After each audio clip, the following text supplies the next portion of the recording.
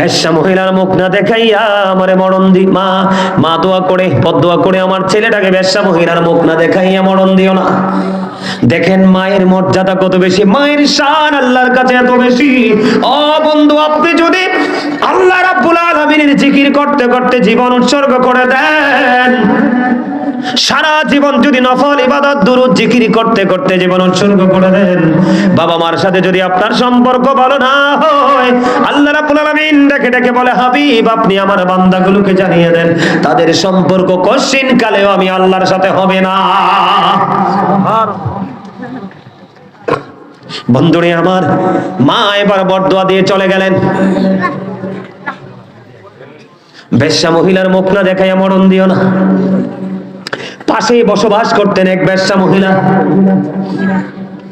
বেশ্যা মহিলার পেটে বন্ধ বাচ্চা।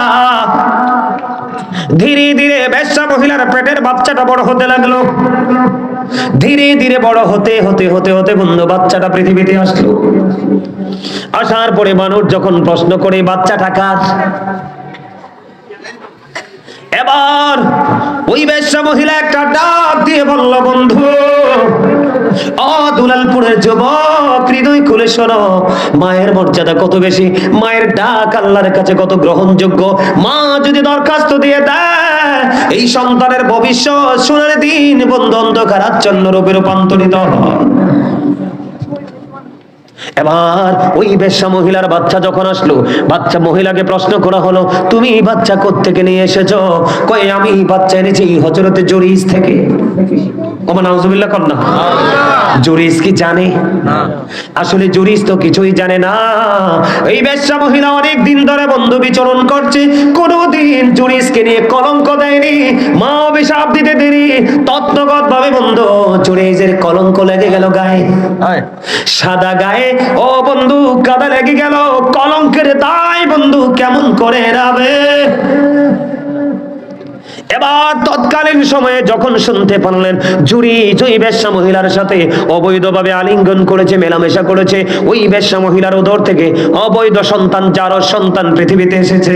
এবার তৎকালীন সময়ে বন্ধ আপনারা একটা জিনিস খেয়াল করবেন, মন্দ মানুষ মন্দ করলে মানুষের কিচ্ছু যায় আসে না, কিন্তু ভালো মানুষ যদি কিঞ্চিত পরিমাণ মন্দ করে, এটা কিন্তু কোনোদিন মানুষ বরদাস্ত করে না। তৎকালীন সময়ে যখন জানতে পারলো বেশ্যা মহিলা, কারণ একটা মহিলা জানে তার সন্তান কোত্থেকে আসছে, বেশ্যা মহিলা বলার সঙ্গে সঙ্গে তৎকালীন সময়ে ও বন্ধু মানুষগুলো ওই হযরতে জুরিজের হুজরাটা ভেঙে ফেললো, ওনাকে মারতে শুরু করলো, প্রহার করতে করতে বন্ধু চেঁচিয়ে চেঁচিয়ে ওনাকে ওনার হুজরা থেকে বের করে ফেললো। মানুষগুলো আশ্চর্য হয়ে গেল, ওই সরল মনা জুরিজ, আল্লাহওয়ালা জুরিজ, নামাজরত অবস্থায় কিছুই তো জানে না। এবার জুরিজ তাদেরকে বলতেছে, কেন রে আমাকে তোমরা প্রহার করতেছো, বিরামহীন ভাবে কেন প্রহার করছো, আমার হুজরা কেন ভেঙে দিচ্ছ? এবার ওই মানুষগুলো বলতেছে, তোমার অপরাধ হলো ওই বেশ্যা মহিলার সাথে অবৈধ মেলামেশা করেছো, ওই বেশ্যা মহিলার উদর থেকে পৃথিবীর বুকে অবৈধ সন্তান আসছে। এবার হযরতে জুরিজ ডাক দিয়ে বলল, ও এই জন্য তোমরা আমাকে প্রহার করছো, আমাকে একটা ঘটি পানি দাও। আপনাদের কি বোঝাচ্ছি মায়ের দোয়াটা কেমন করে বন্ধু বরদোয়াটা কবুল হয়ে গেল, আর ছেলেটার পাওয়ারটা কেমন, কতটা আল্লাহওয়ালা, এটা বুঝবেন এখন। এখন হযরতে জুরিজ একটা ডাক দিয়ে বলল, আমাকেই তোমরা একটা ঘটি দিয়ে পানি দাও। এবার জুরিজকে পানি দেওয়া হলো। জুরিজ এবার সুন্দর করে বন্ধু ওযু বানালেন। ওযু বানানোর পরে তিনি নামাজ পড়লেন। নামাজ শেষ করার পরে অসংখ্য মানুষ এই জুরিজকে দেখতে আসলো, কলঙ্কিত জুরিজ। আসলে জুরিজ তো কলঙ্কিত নয়, মা যখন বরদোয়া দিল কলঙ্কিত হয়ে গেছে। এবার হযরতে জুরিজ বলল, বাচ্চাটাকে আমার কাছে নিয়ে আসো। বন্ধু ছোট্ট বাচ্চা মাত্র পৃথিবীতে আসছে। এবার এই ছোট্ট বাচ্চার উপরে এইভাবে পেটটার উপর হাত রাখলেন। হযরতে জুরিজ ওই ছোট্ট বাচ্চার পেটটার উপর হাতটা রেখে একটা ডাক দিয়ে বললেন, বাবু বলে দাও তোমার বাবা কে? ওই ছোট্ট বাচ্চা পৃথিবীতে এসেছে বন্ধু, ছেলেটা কত বড় আল্লাহওয়ালা, ওই জুরিজ কত বড় বুজুর্গ। ওই জুরিজের বরকতময় হাত যখন ছোট্ট বাচ্চার পেটটার উপর তুলে দেওয়া হলো, এবার ওই ছোট্ট বাচ্চার জবান খুলে যায়, জোরে জোরে কোন আল্লাহু আকবার। ছোট্ট বাচ্চার জবান খুলে দিল। ওই ছোট্ট বাচ্চা ইশারা করে দেখিয়ে দিল, ওই জুরিজ আমার বাবা নয়, রাখাল আমার বাবা। জোরে জোরে কন্যা আল্লাহু আকবার। জরিদের এটা কারামত কিনা? কথা বলে না কেন? তিনি যে আল্লাহওয়ালা, তিনি যে আল্লাহর প্রিয় বান্দা, এটা ওনার কারামত প্রকাশ হলো কিনা? আপনি আমি যদি বাচ্চার পেটের উপর হাত দেয়, বাচ্চা কথা বলবেনি? কথা বলেন না কেন? বলবেনি। জুরি যেমন আল্লাহওয়ালা ছিলেন, যে বাচ্চার পেটের উপর হাত রাখলে বন্ধু বাচ্চা কথা বলে, কলঙ্কের দায় সে এড়িয়ে যেতে পারে, কলঙ্ক মুক্ত হতে পারে। ওই জুরি বন্ধু নামাজরত অবস্থায় এক এক করে 3 দিন মা ডাকছে, বাবা বাবা গো আমাকে দেখা দাও, আমি মা এসেছি তোমার সাথে দেখা করব, কথা বলবো। আমি আজকে দুলালপুরের যুবককে বলবো, মা এবং বাবা যদি ডাক দেয়, তোমার যদি লক্ষ কোটি টাকা ধ্বংস হয়ে যায়, তুমি ওই ধ্বংসের দিকে না তাকে মায়ের ডাকে আগে সাড়া দিও। তবে মনে রেখো, বাবা মা কখনোই সন্তানের ধ্বংস হওয়ার সময় ডাকে না। কথা বলেন না কেন? ছেলে নামাজরত অবস্থায় একদিকে অনেক বেশি বুজুর্গ, বাচ্চার পেটের উপর হাতটা দিলে বাচ্চা বলে দিল, রাখাল আমার বাবা। ওই জুরিজের জীবনে পর্যন্ত কলঙ্ক লেগে গেল। শুধু মা দুঃখ পেয়ে উহু করে শুধু আল্লাহকে ডাক দিল, আল্লাহ 3টা দিন আসলাম, ছেলেটা দেখা দিল না, দুঃখ পেয়েছি, বদদুয়া দিল, কাজে লেগে গেল বন্ধু। পরে তৎকালীন সময়ে মানুষগুলো হাদিস শরীফের মধ্যে আসছে, জুরিজের হাতগুলো চুমু খেতে লাগলো, ও বন্ধু তার বিভিন্ন অঙ্গে চুমু খেতে লাগলো, আর বলতে লাগলো, জুরিজ আমরা বুঝিনি, তুমি একটা কাজ করো। কাজটা কি? তুমি যদি অনুমতি দাও, তোমার এই হুজরা আমরা স্বর্ণ দিয়ে তৈরি করে দিব। জুরিজ বললেন, না না, আমার স্বর্ণ লাগবে না, যেমন ছিল তেমনই বানিয়ে দাও। এবার বোঝেন ছেলেটা কত আল্লাহওয়ালা, কত বুজুর্গ, কত ফরেজগার, আল্লাহ রাসূলের কতটা প্রিয়। কিন্তু এত প্রিয় হওয়ার পরেও কিছু সময়ের জন্য কলঙ্ক লেগে গেল তার কলারে। তাহলে যুবক তোমরা আমাকে বলো, মাকে কষ্ট দিবা না? মায়ের কথার অবাধ্য হবা? চাচি বলো, জেঠি বলো, খালা বলো, ফুফু বলো, দাদি বলো, নানি বলো, সবাইকে মূল্যায়ন করবে, সবাইকে মর্যাদা দিবে, তবে সবার আগে থাকবে আমার মা। কথা বলে না? তুমি চাচা, জেঠা, দাদা, নানা, মামা, খালা, খালু যা আছে সবাইকে তুমি মূল্যায়ন করবে, তুমি সবাইকে মর্যাদা দিবে, কিন্তু সবার আগে তোমার কলিজায় বন্ধু তোমার বাবা।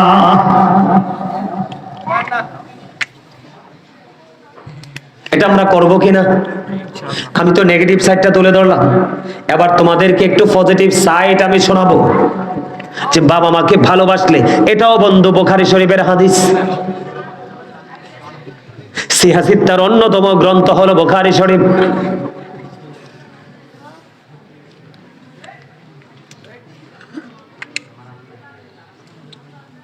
এই তোমাদের সমস্যা কি? আমাকে কি রংপুর থেকে আসছি মনে করছো? হ্যাঁ,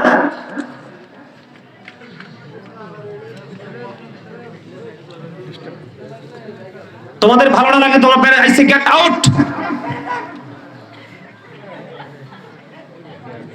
বেয়াদবের একটা সীমা আছে তো।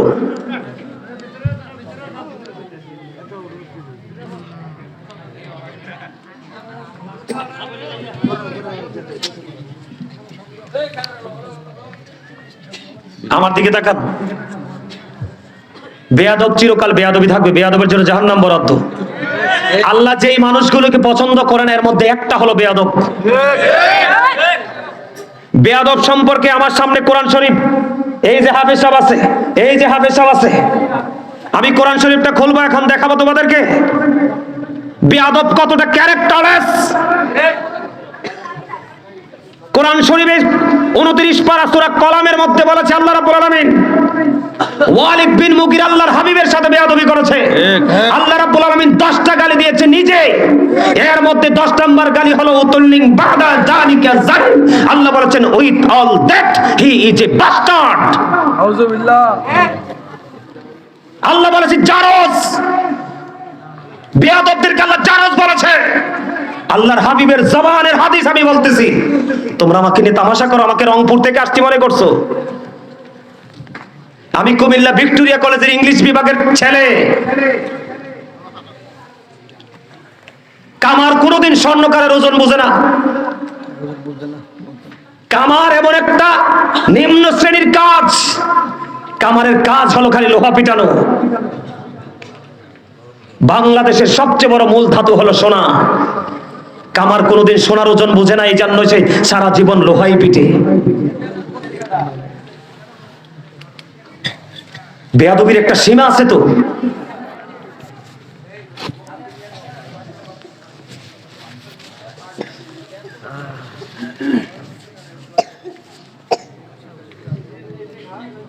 আলোচনা আমি করতেছি 2 ঘন্টার উপরে, আসছি আপনাদেরকে বোঝানোর জন্য। আজকের এই আলোচনার জন্য, জীবনের জন্য যেন শিক্ষা হয়ে থাকে। এখনকার বক্তারা 1 ঘন্টা 1.5 ঘন্টার বেশি, 1.5 ঘন্টা তো বসানো যায় না। 4টা রাখে প্রোগ্রাম। প্রতিদিন আমি একটা করে প্রোগ্রাম করে, 2টা না, চাইলে ডেলি 4টা করতে পারবো, কিন্তু করি না। তার কারণ হচ্ছে আমি এই জায়গাগুলোকে এত বেশি গুরুত্ব, এত বেশি প্রাধান্য আমি দেই এই জায়গাগুলোকে। এই জায়গাগুলো আমাকে ওপারের জায়গা করে দিবে। আজকে তোমরা যেভাবে জান্নাতের বাগানে বসছো আদব নিয়ে, বেয়াদবের জন্য না কিন্তু, তোমাদের জন্য ওপারে এরকম একটা জান্নাত। এটা তো ক্ষণস্থায়ী, একটু পরে ফ্যান্ডেল খুলে ফেলবে, আর জান্নাতের বাগান কেউ বলবে, কিন্তু ওপারে তোমাদের জন্য চিরস্থায়ী জান্নাতের বাগান বরাদ্দ করা আছে। আমি তোমরা যুবক ভাইদেরকে বলছি, তোমরা যুবক ভাইরা যারা আছো তোমাদেরকে বলছি, বাবা মা এমন একটা নিয়ামত। এই নিয়ামতটা কি আমি কি আলোচনা করবো না শেষ করে দিব? এই যুবক ভাই, এই আমি তো আপনাদের পাশের গ্রামের। এই যে এদিক তাকান, আমার দিকে তাকান। হুজুর যে কথাগুলো বলতেছে একটা কোরআন হাদিসের বাইরে কোনো কথা বলতেছে না। আপনারা এই জায়গাটার মধ্যে কেন দাঁড়াইবেন? আর টিটকারি করছে কিভাবে দেখছুনি? এখনো টিটকারি করতেছেন আপনারা, এটা এগুলোর কোনো মানে আছে?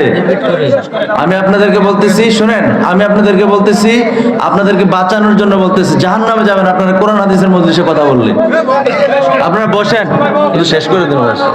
2 ঘন্টা তো হয়েছে। আপনাদের সবাইকে বলছি, এই দুলাল কই, তাবারুক রেডি করো। আমার আল্লাহ আল্লাহ আল্লাহ লা ইলাহা ইল্লাহু আল্লাহ আল্লাহ আল্লাহ লা